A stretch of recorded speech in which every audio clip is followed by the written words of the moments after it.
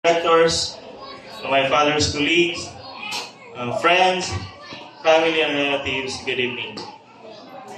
Indeed, it is a pleasant evening Wow. for my father, Papa Romy.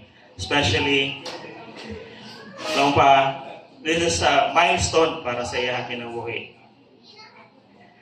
But before anything else, I want to grab also this opportunity to express my gratitude to my father. Pa, thank you so much for everything that you have done. For the sacrifices, para lang ma-provide ang tanan namong mga panginahanglanon. Thank you for molding us to become a better person. I am who I am because of you. Ikaw si Mama are our strength to strive harder and our inspiration. And long pa, ari one thing na dili ko kalipatan sa ginahabilin ni Papa sa ako since itong gamay pa. When we had our meal together, and ay kung makadumdum ini si Papa na dili mo hawa sa ako una-una nagalawang grade siya. Nak, pagtadong ka mo pag-eskwela, kaway ka namin kaniyugan kabilin kamayo. Iyan lang pag-eskwela. So, because of that, and kamot ako, I strive or I'll do everything I can para makahuman sa kanako pag-eskwela. And now, tungod sa pagpaningkamot ng kanako ginikanan, kami duha ng manghod ko, iya kahuman ang kanami pag-eskwela.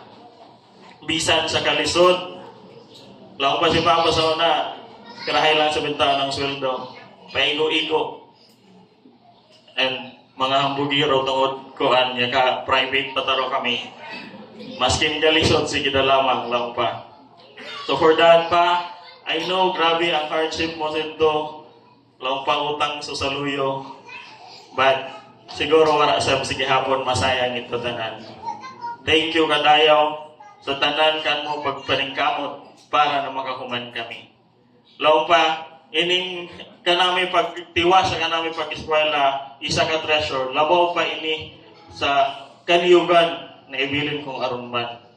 Pero ang mundo lang mo gani, wara ka naman yan yung kamot yan kami.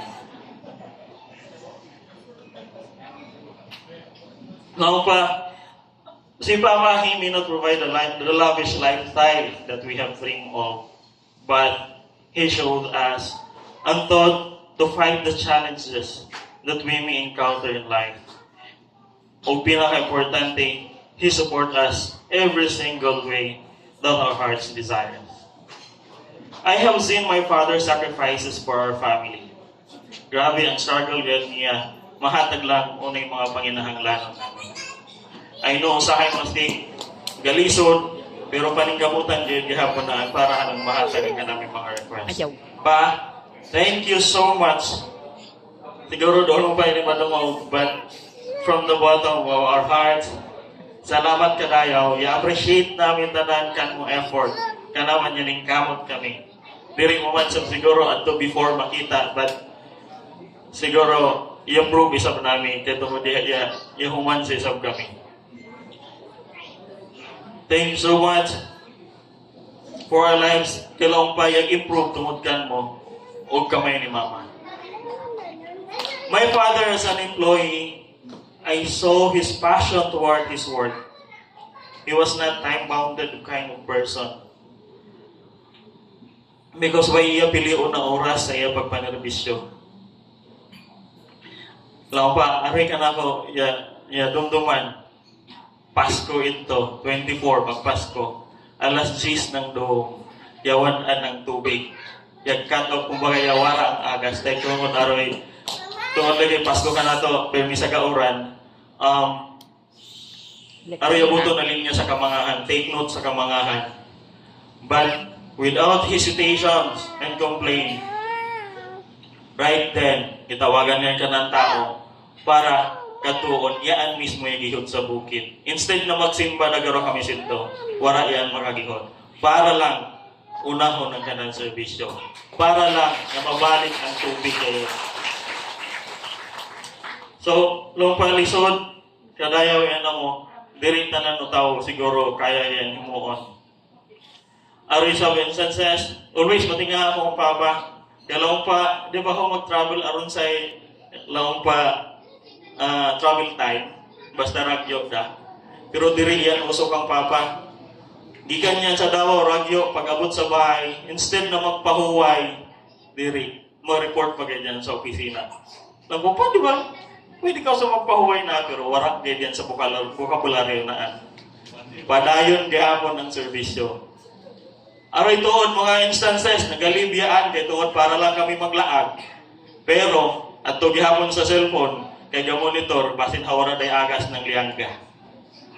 So in that few simple word ni Papa na nakita na ko, kumbaga, I know, yak extra miles na ganyan ang kanang trabaho.